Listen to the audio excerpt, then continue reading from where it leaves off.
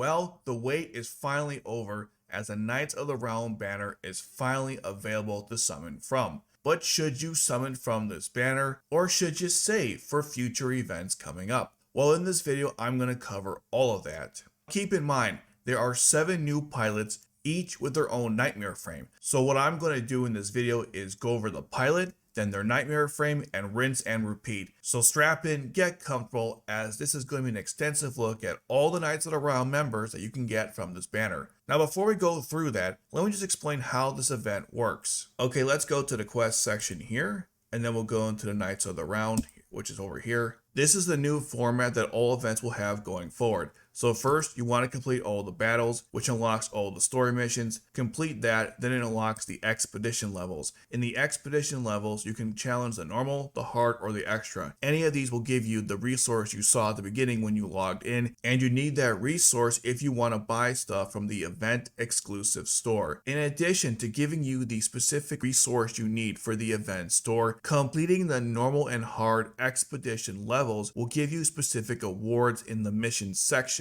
Now, if you complete extra, there are no specific awards for you in terms of the missions area, but you will get more of the resource. That's the trade-off. You get more of the resource, but you won't get any specific mission stuff, which means that if you don't complete it, you can still get most of the items in the game. These events are designed that if you complete the normal or the hard missions, you'll at least gather enough resources to be able to purchase the new pilot. And based on what's in the store, the pilot is probably your best option. If you are curious what's in the store, we can go through that real quick. So there's Bradley, as you see here. These are good for upgrading Knights of the Round. Then you have the enhanced crystals, or as I call them, the eggs, and then coins, and then enhancement materials. So not too much. There's also this brand new item here you can purchase for this event, so definitely do that if you want these items. So that's how the event works. Now let's talk about the banner. So let's go home real quick, just hit the information section here.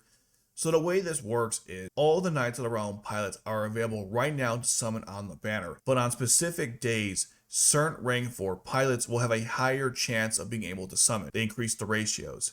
So if we go down here, you'll notice that it says from 11-8 to 11-12, Gino will have the highest ratio. Then from 11-13 to 11-17, Anya will have it. And then for Bismarck, it's 18 to 21. So if you want to pull any of these rank 4s, it's best to pick the date range in which you have the highest chance of pulling them. So keep that in mind. In my case, I'm looking forward to trying to get Bismarck or Anya, so I'm probably not going to pull from this banner for a little bit. Now that's out of the way, let's start going over all the characters. Okay, so let's start with Dorothea. Here she is. I'm going to click on her.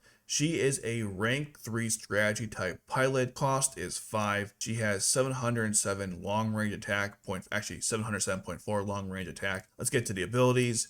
So upon deployment, she will increase the nightmare frame skill gauge of one single allied unit within range, excluding this one, by 43.7%. If you use the Palomides, it becomes 50%, which is not terrible. And the other ability is that she reduces this unit's redeploy time by 38.8% during combat. So let's talk about Dorothea here. She has a lot of attack power for a strategy type pilot, and you might even say she's somewhat comparable to Ashford Lelouch. But the thing is, that's not really true, and I'll tell you why. Because Dorothea's durability is terrible, so if you put her on the battlefield, she'll probably get killed really easily. And so is Ashford Lelouch's. His durability is not great either. But the reason why you can get away with using him over Dorothea is because Ashford Lelouch stuns everyone in range, so you're guaranteed to get a couple shots before the enemy can retaliate. That's not the same when it comes to Dorothea. That's why she's not as good. And her ability to increase the skill gauge by 43% or 50%, that's not really worth it for what you're paying to summon her. Now granted, her cost is not that bad at 5, and while it's not listed here, obviously, in the future she'll get a boost from the first year anniversary, which gets her down to 3, and that's about it. They didn't do a whole lot with her, which kind of sucks. But even taking that into consideration, that's just not good enough with Dorothea. So you're paying a lot to upgrade this Nightmare Frame pilot, and all you're getting is a decent skill gauge increase. That might come into handy in very niche situations, like maybe in the Nightmare Frame boss battle, or certain faction wars, or trying to take out certain hard enemies, but generally speaking, that ability sucks. Okay, and the fast redeployment time is great, but all strategy type pilots have a fast redeployment time, so for me that doesn't mean anything. The next problem with Dorothea is that you're supposed to use her with the Palomides to get a skill boost to 5, or to get her skill to 5. And the problem with that is that the Palomides has high attack power and costs a ton, which means that it's a bit contradictory here, because on one end, she's supposed to be a strategy type pilot, which means you deploy, withdraw, and then redeploy. But if the cost is so high because you're combining her with the Palomides, that's not going to happen as often as it should. So these are contradictory elements here. Plus, if the Palomides is supposed to be a high attack nightmare frame with high defense, why would you give the pilot that's supposed to work with it low attack power and low durability, relatively speaking, of course? So she can't really stay on the battlefield to use the nightmare frame that often. It's just really bizarre. They made a pilot and a nightmare frame that are supposed to go together, but don't actually go together. It's like crazy world right now. And I think it's apropos that the character that only got one episode in the original anime gets treated horribly in the game. Yes, she has more cutscenes now in this game, and she also has appearances in the manga, but still, they kind of ruined her character, and this pilot version of her is just outright terrible. I think it's fine to limit break her, but don't waste your time upgrading this pilot. The boost to the skill gauge is not worth it, except in very niche situations. It's very disappointing because I actually like this character, at least from what I've learned about her. Although I was reading some of her dialogue and she kind of sounds like an asshole, but still I like the character. But man, they did not treat her nicely with this pilot, which kind of sucks. It's great that they gave her good attack stats, but with low durability, it's basically pointless and the effect is not worth it. Now let's talk about her nightmare frame, the Palomides. It has 300 attack, it hits 2 enemies within range. The special attacks 3 enemies within range at 5.5x power. I believe it's 6 if Dorothea is piloting it, and it costs 12, and it's a floating nightmare frame. If you don't already see the problem with the Palomides, then let me spell it out for you. It sucks. That base range is god awful. Now you might be thinking, hey, 300 attack power and a floating nightmare frame, and it's got a ranged weapon, that's gotta be pretty good, right? Wrong, it's terrible. The only reason why you would even consider using it is because there aren't many good options right now for a nightmare frame with a ranged weapon that has a float unit. In fact, there's only 2 in the game, but there will be more in the future, like the Gawain, the Sarlin Air, or the Lancelot flight enabled version, and plus we'll get a free one in a nightmare frame boss battle event later on. So if you're patient and you wait it out, you will not need to use this nightmare frame. It is extremely frustrating. They gave this thing really good stats, but they gave it horrible range. And the special's not even that terrible, but again, that base range, I don't think you fully understand how terrible that is. It's like a Sarlin, but even worse. It's great that they gave it 300 attack, but the problem is with that terrible base range, you're not going to hit as many targets as you could with, say, the Sutherland, the Lancelot, or even Zero's Borai, or of course, the Mordred.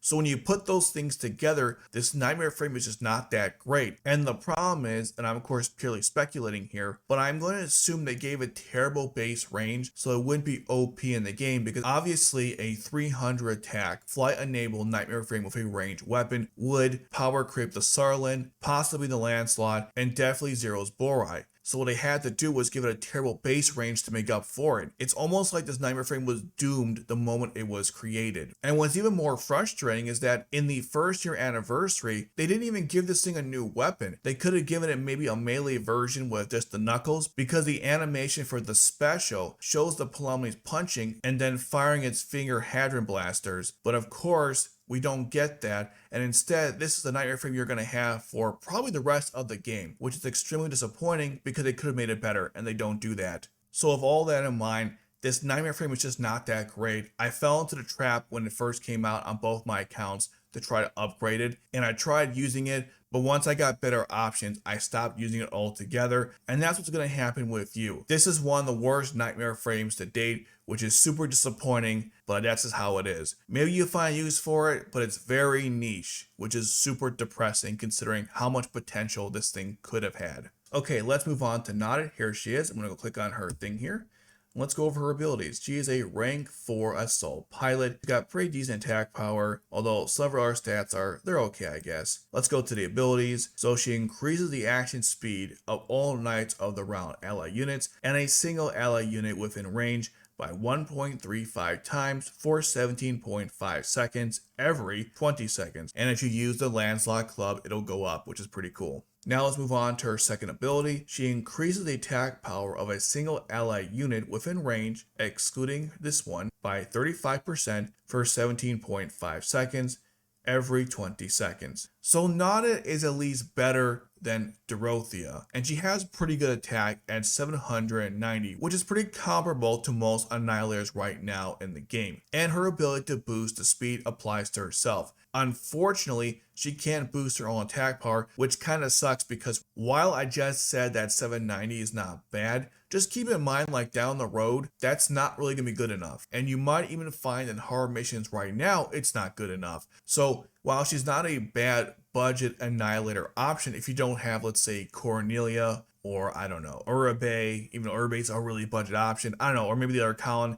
So if you don't have any of those, you could use her instead, even though I just think there's just better options for what she's trying to do. I think the new C2 that came out, not the Zero suit or the swimsuit, but the rank 3 one in Lelouch's clothing is just way better. So while I do like this Nonnette, I think she has a lot of good things going for her. The problem is, and I hate to say this, it's just not good enough. And that's kind of depressing because in the manga, I got the impression that Nonnette is supposed to be equivalent to Cornelia, but you wouldn't tell by her terrible stats as an Annihilator pilot. Now in certain situations, that speed up effect is pretty good because it applies to a Nightmare Frame pilot that's also in front of her. And it doesn't matter if that pilot is part of the Knights of the Round, which is pretty good. However, I feel like to get the most out of her, you have to put her on a Knights of the Round team. At least having 1 or 2 members on the team, which makes her ability much stronger. That being said though, her best use is to be put behind a certain pilot to boost that pilot's speed and attack power, which is okay. I'm not against that. I just wish Nonnette had slightly higher attack power for an Annihilator pilot. I get they're trying to even these characters out or balance them rather, but still, I just feel like considering how good Nonnette is, this is kind of insulting. Now let's move on to her Nightmare Frame, the Lancelot Club. So here it is.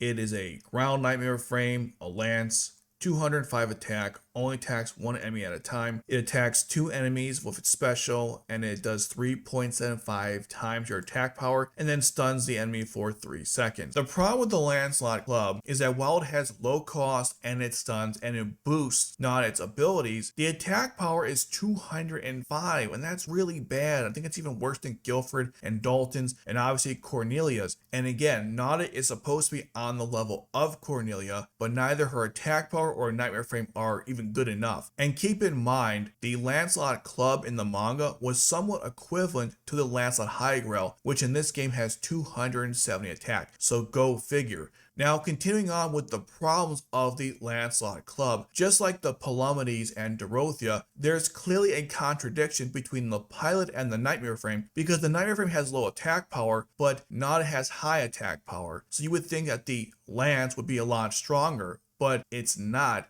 which kinda sucks. And they didn't have to make this a lance, they could have made it a normal attacker like say Guilfred's or Monica's Nightmare Frame, because in the animation for the Nightmare Frame skill, you'll notice it does have a different weapon besides the lance, but for some reason they made it a lance, which kinda ruins it. I feel like with Nonnette, if she boosts her own speed, you want a Nightmare Frame that can benefit from that, and this Nightmare Frame is just too weak. The low cost is nice, but why did you make it so incompatible with Nonnette? I just do not understand. Now you can argue that the stun ability makes up for low attack power, but to me it really does not. Do I ever need to stun anybody? Honestly, no. I would prefer just to take them out with a stronger Nightmare Frame. I mean, what makes more sense to you? Use the Percival, which we'll get to in a moment, with 300 attack power that will kill the enemy immediately, or stun the enemy and then have to take more shots to take them out. I think we know the answer to this question. The only time stunning is really powerful if it's a passive ability or an active ability like with Ashford the Lelouch. Having to use a special to stun someone is not that great because usually if you're stunning it means you can't take them out. So the only exception to this is the Magdola, which we'll get later on in the game, and that Nightmare Frame does stun on special, but because it also heals and has 300 attack power, I'm willing to let that one go. But the Lancelot Club, nah, Absolutely not, because it's terrible in that regard. Putting the issues with Nonnette aside, the nightmare frame itself is just not that useful because there'll be better options in the future, and I think there's better options right now. I fell into the trap of trying to upgrade this nightmare frame as soon as it came out, and while it was kind of fun at first, I realized that the low cost was not worth it because of the low attack power. And what's even more frustrating is, just like the Palomedis, it does not get a first year anniversary boost, no new weapons, even though it could have definitely benefited from a melee weapon, but we can't get that because screw you. This nightmare frame seems good in theory, it might be useful in certain niche situations, but generally speaking, it sucks. Don't waste your resources on it. I'm done talking about it. Let's move on to Monica. Okay, here is Monica. Let me click on her profile.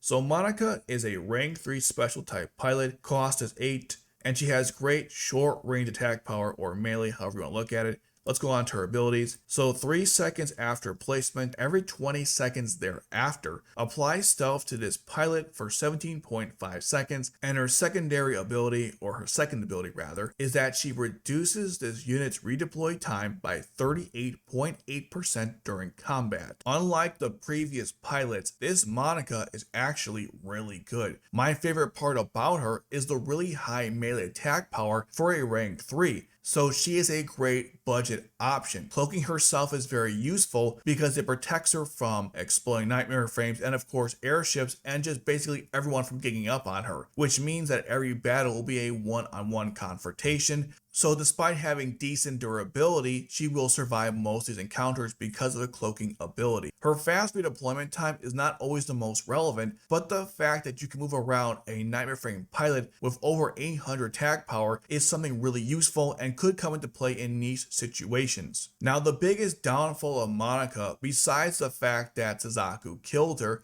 is that she can't block, which means while she can cloak herself, enemies will just go right past her. So if you're dealing with this problem, the key is to put a pilot behind her, a defensive option, assault, or annihilator. Not it would be a good option, but really anyone else could work. I've seen some ideas using Senba, which I think really works well here, but any of them are good options. The point is, you want to have someone behind her to catch the stragglers, if you will, while Monica destroys the ones in front of her, which is pretty powerful. Also keep in mind the Florence, which I'll go over in just a minute, also has no block, so if you use Monica with her nightmare frame, she can't block anybody, but still, cloaking ability, fast redeployment time, and really high attack power, I can't complain considering she's a rank 3 pilot, and if I don't summon Bismarck, I might start using Monica as one of my main attackers going forward because she is really good. Now let's talk about her nightmare frame, the Florence. Okay, here it is.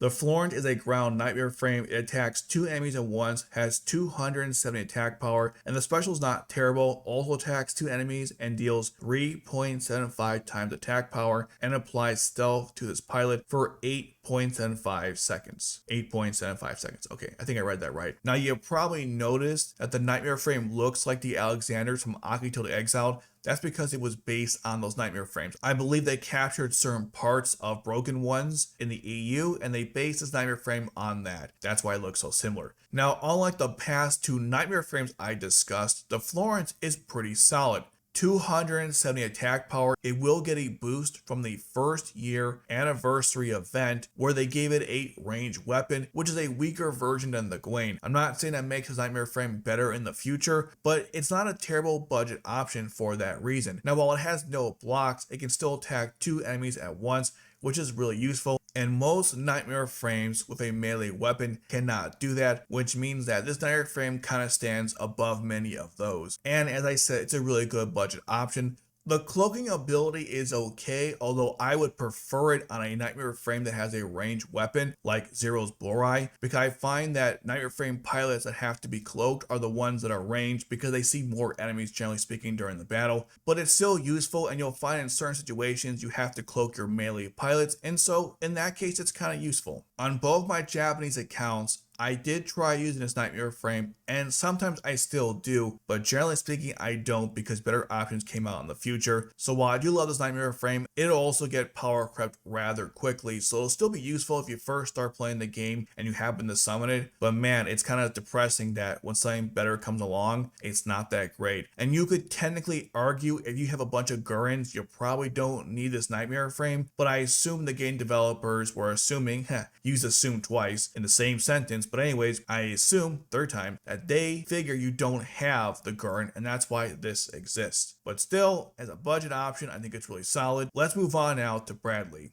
Okay, here's the shop because you buy Bradley from the store. So he is a rank 4 Annihilator pilot and he's got 929 attack power, which is insane. Now let's go over his abilities. He recovers 14.5% health and increases the attack power by 26.2% for 17.5 seconds every time this unit defeats an enemy. And the second ability is that it increases the speed that this unit's Nightmare Frame skill gauge fills up by 52.5% during combat. Man, these translations are so hard to read sometimes. Now this Bradley is really good. For one thing, he has really high melee attack power and it's now the third highest in the game because Bismarck is the highest, then Cornelia, and then him. Next, his healing ability and the attack power increase boost from killing other pilots is great. It also works well with his character because he is the vampire of Britannia, so I love the symmetry there. The only thing I don't like about Bradley is that his durability is just terrible and the attack intervals are too slow. So while he is really powerful, just keep in mind if you're not killing enemies all the time, he can be killed off himself pretty easily. So while the healing effect is great, it's also vital for his success on the battlefield. I think that was done on purpose.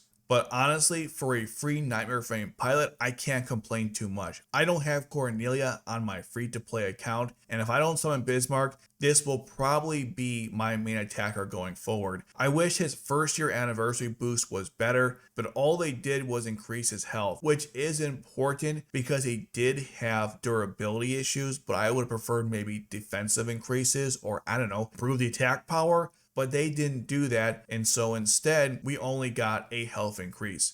Another potential issue with Bradley is that he has really high cost, especially if you pair him with the Percival, which we'll get to in a moment. It's not a huge deal, but just keep in mind because it does cost a lot to deploy, you can't put him out early onto the battlefield, which is kind of how most Annihilators work anyways, but I thought it'd be worth mentioning. And if you want to utilize Bradley properly during the battle, I think his best use is to be behind a defensive pilot, which is why his Nightmare Frame is a Lance. And speaking of that, let's talk about the Percival. Okay, here are the mission awards, and if you complete all the event quests, you'll get the Percival. It's a free Nightmare Frame. Here it is.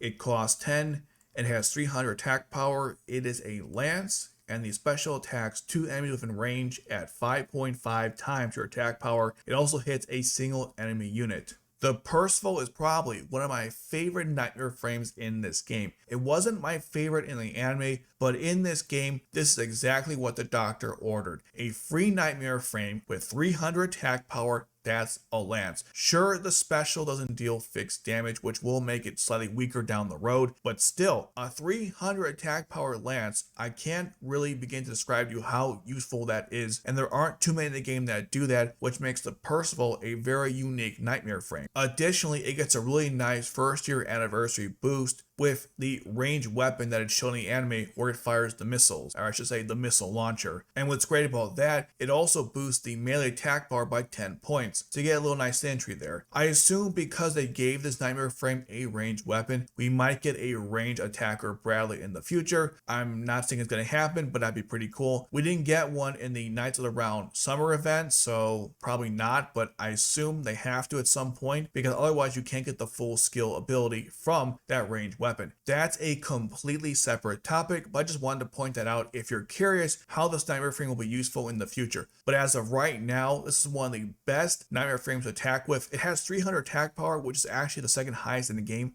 only less than the Galahad, so keep that in mind as well. I can't complain too much about this Nightmare Frame. It's one of my favorites of all time, and it will be one of the best Nightmare Frames to use for months to come. Now let's move on to Bismarck, the Knight of One. Now, unfortunately, you can't preview either Bismarck or Anya until it's their specific date range where they have the best rate in which you can summon them. But I can still view their stats from this page right here, and that's what we're going to do. Let me scroll down a little bit to find Bismarck. Let me keep scrolling. Okay, let's see. Here is the page for Bismarck. He is a rank 4 Annihilator pilot. He has very high health, really good defense, and he has the highest melee attack of any pilot in the game. Now to his abilities. 3 seconds after placement and every 20 seconds thereafter, he will increase double attacks triggered by this unit's normal attacks by 1 for a certain period of time. Also increases the action speed. If that didn't make any sense to you because the translation was awful, it's just saying that he increases his simultaneous attacks by 1, and also says later on that it'll go to 2 if you're using the Galahad. So that's it, very simple. And plus he increases his action speed. So basically Bismarck can attack lots of enemies at once, which is very useful because he does have a lot of attack power. Now to the second ability. Pretty straightforward.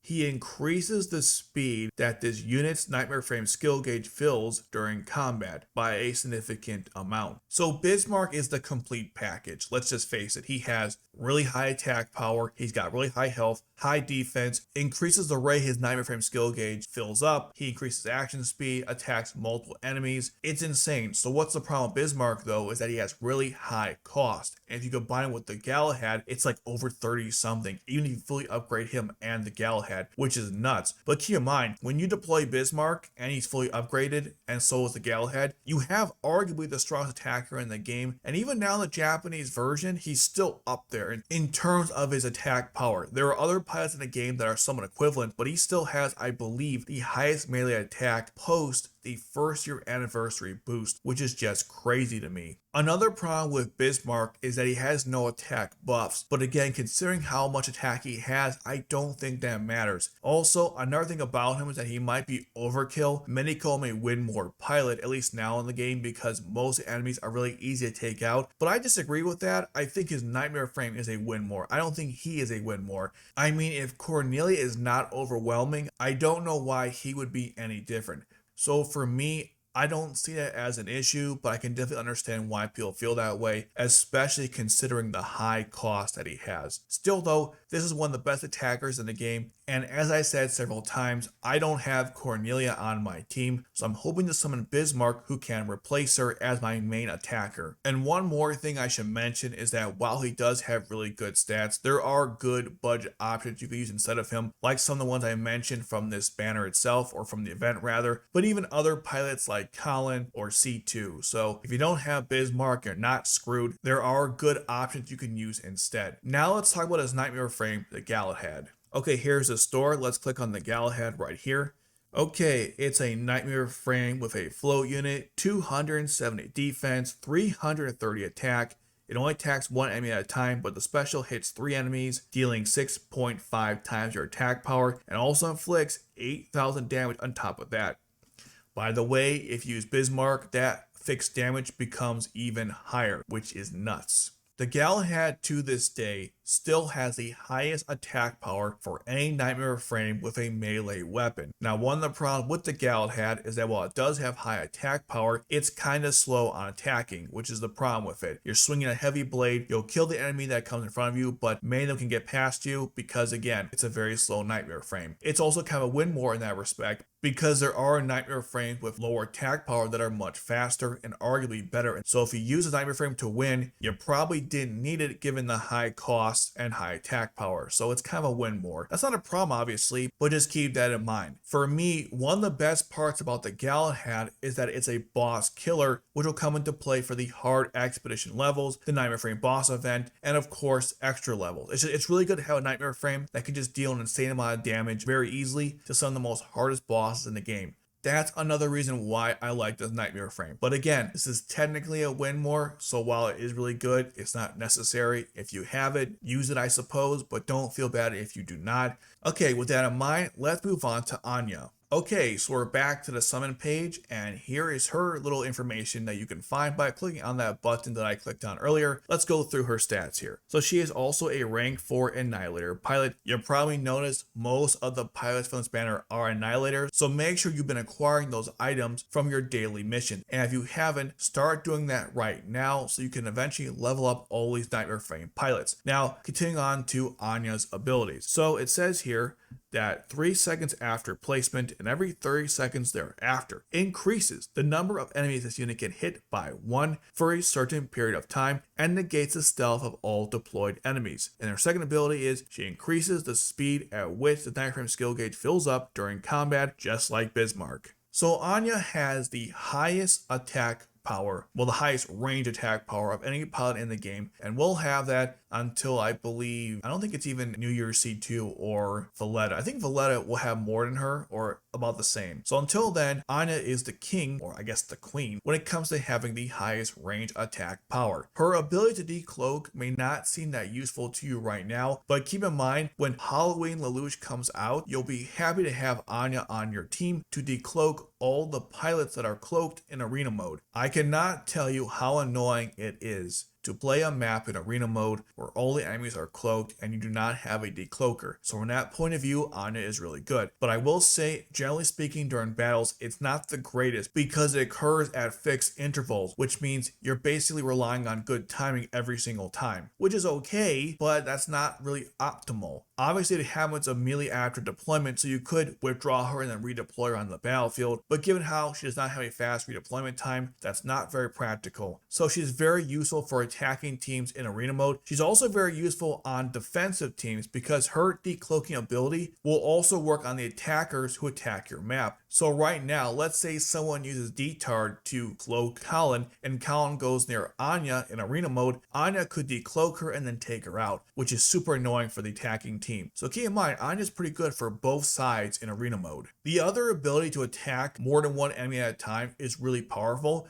because the Mordred, which she comes with, attacks 3 enemies at one time, so essentially you can attack 4 to 5, which is really good. Now you might be asking, is she better than Summer C2 since both have similar effects? And while I would say for the most part yes, there is one thing that she's worse, which is the interval of attacks. She's much slower than C2, so if that's a problem for you, then perhaps Summer C2 would be a better option. Besides that though, this Anya is really good and will be good for quite a while. I forgot to mention that she gets a first year anniversary boost where her attack power goes to, I believe, 1300, which is again still one of the highest in the game. Really good stuff, and of course the main reason why you're summoning her is for the Mordred. So let's talk about that nightmare frame. Okay, here's the shot. Let's click on the Mordred. The Mordred is a float unit nightmare frame, just like the Galahad, 14 cost, hits 3 enemies within range, that's the base attack by the way, and the special attacks 5 enemies and deals 5.5 times your attack power. I believe it's more if you use Anya.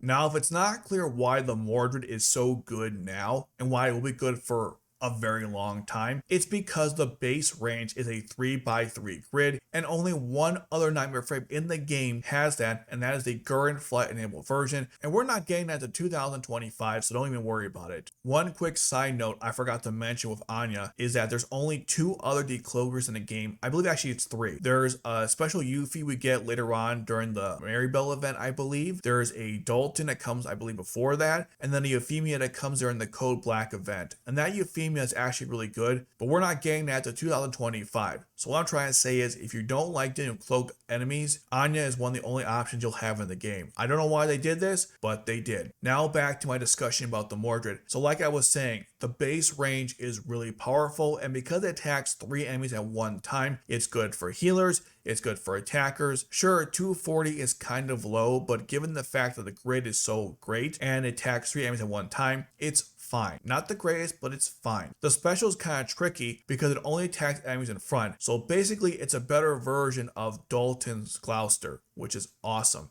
I should also mention that in certain A rank maps in arena mode, because of the way the enemies are positioned, you'll have to use the Mordred to break through, or the Gawain, which kinda sucks. Now you can of course complete these missions without the Mordred, but just keep in mind that the maps were designed to have the Mordred in place. I don't like that, but I should just be honest with you and tell you that's something to keep in mind going forward. Another thing about the Mordred, this is more of a positive note, it'll get a really nice boost during the first year anniversary event because it'll get a melee weapon which has 330 defense and 280 attack if I'm not mistaken, and it deals like a fixed damage of like 19,000. It's insane. So the Mordred is good right now as it has the best base range of any nightmare frame game with a ranged weapon, and it'll be even better down the road. Do you have to have this thing to beat all the hard missions? No. But if you did, does it help a lot? Absolutely. I don't regret having 2 on one of my Japanese accounts. I didn't purchase them, by the way. I actually got lucky on my gacha summons, and hopefully you will too. And of all the nightmare frames you can get in this current event, this is definitely the best one. And now let's talk about the last pilot you can get, which is Gino. Okay, here he is. Let's click on him. Gino is a rank 4 assault pilot. I was about to say Annihilator. I've been saying Annihilator so much now that my brain's like, it must be Annihilator, right? No, it's an assault pilot or a striker. Anyways, he's got pretty good attack power, pretty balanced stats actually for short and long range, but obviously the short range is where he's better. Let's go to his abilities. So he has a cost increase ability where 3 seconds after deployment and every 20 seconds thereafter increases the deployment points by 8 and this unit's Nightmare Frame skill gauge by 87.5%. Just so you know, if you're using a Tristan, it becomes 100%, and this is a passive cost increase ability. Moving on now to the second effect. He lowers the deployment cost of this pilot by 2 and the deployment cost of all knights of the round by 1. Now the thing about this Gino, when compared to Bismarck and Anya, he may not have more attack power than either one, but he's more balanced. He has really good durability with high health, high defense, and really good melee attack power. So he won't be able to kill as many enemies as either of those two, but he'll last a lot longer in the battlefield, which is kind of interesting. I think Bismarck might be slightly better in that regard, but not by much, which makes Gino really good. The only problem with Gino is that he has really high cost. Most striker pilots, assault pilots, have low cost. The only exception is Cecile. So now we have another assault pilot who costs a ton to deploy. Now sure, it'll become 5 when you fully upgrade him, but until then, 8 or 7 or even 6, kind of a lot considering you need him on the battlefield to boost your cost. And keep in mind, if you use him with the Tristan, the cost will be even higher. Still though, if you do not have the original Zaku, this is probably going to be the best passive cost increaser for a while, despite the heavy cost to deploy. I should also mention he will get a nice first year anniversary boost where the attack power will be boosted. Maybe the health as well, but I'm pretty sure he gets a nice attack boost. The only other issue I have with Gino is that his cost reduction for the Knights of the Round is pretty bad. One is definitely not good enough considering we have pilots like Bismarck and Anya which cost a ton to deploy, so decreasing it by 1 is kind of meaningless. If it was 2 or 3, okay, but 1? Not that great. Thank goodness they fixed that later on with an Anya, which we're not getting until 2025, so don't worry about it, but just keep that in mind. Besides those issues, this Gino is really powerful and definitely one of my favorites in the game, although I don't use him as much because passive cost increasers are not as relevant, but when they were though, this Gino was great and I used him as a substitute for the original Suzaku, and you can do the same thing as well. Now let's talk about his Nightmare frame, the Tristan. The Tristan is a floating Nightmare frame that costs 12 to deploy. It attacks 2 enemies within range, and the special attacks 3 enemies within range at 3.75 times attack power. By the way, 270 base range, which is pretty powerful. Just like the Mordred, it should be pretty obvious why this Nightmare frame is good. But in case it's not, let's go over it. First of all, the base range is still the most unique in the game. Well, not the most unique, but no other Nightmare frame has that exact T-pose you can do. And that comes into play in more ways than you think. For one, you can use a support pilot like a ground healer to heal multiple people at one time, and of course as a attacker you can attack multiple enemies at one time. In some of the maps for expedition mode I believe, and maybe even during the normal missions itself, there are certain enemies that come from corners and you can actually attack them with the Tristan. It's really cool and unique, and it's one of the best parts about the Nightmare frame, having a lot of versatility on the battlefield. Now the special range, if you didn't notice, is insane. That's the best of any Nightmare frame that has a melee weapon. The Gwen will be the range equivalent of it. Still though, that's really impressive if you look at that crazy special range, and when you combine that with Gino, who keeps increasing your Nightmare frame skill gauge to 100%, you can keep firing off these blasts over and over and over again. And that's why Gino and the Tristan are one of the strongest combinations in the game right now, and will be for quite a while. Also, just like the Florence, the Percival, the Mordred, and the Galahad, the Tristan will also get a new weapon as part of the first year anniversary, and that weapon is really good. It's going to be a range one where on deployment, the skill gauge will go up to 100%, which means you can deploy any Nightmare frame pilot and it'll become a bomb, which is really powerful. So the Tristan will be good now and be good later on when they give it that extra weapon. So it's definitely worth investing into this Nightmare frame for the future, which is what most of you are probably wondering. So now that I've gone through all the Nightmare frames and all the Nightmare frame pilots from this event, let me rank them. So first, here are the best pilots in my opinion. So going from top to bottom, I have Gino, Anya, Bradley, Bismarck, Monica, Nonnette, and Dorothea. And for the nightmare frames, I have the Mordred, the Tristan, the Percival, the Florence, the Galahad, the Lancelot Club, and the Palomedis. That should not be a surprise considering how harsh I was to certain pilots while I gave other ones lots of praise. So the question is, should you summon from this banner? And I would say absolutely. Even if you're not too hyped about any of these Nightmare Frame pilots, you should be for the Nightmare Frames themselves because they are very useful. Keep in mind, this is the only banner in the game that will allow you to acquire so many Nightmare Frames at one time, meaning you can milk it for cubes. They have never given away this many pilots on one banner, and you'd be a fool to not miss it. Yes, they are not limited, so they're really part of the normal banner, but let's be honest, as you guys already know, summoning those pilots on the normal banner is near impossible and will become even harder as more and more pilots come out. You can definitely get them when they're on the normal banner. Just keep in mind it will not be as easy. So those are my thoughts on the entire event as a whole. If you are new to the game, meaning you just download the game and this is your very first banner, then I recommend watching my complete beginner's guide right here and top 10 tips for beginners. Go check those out right now.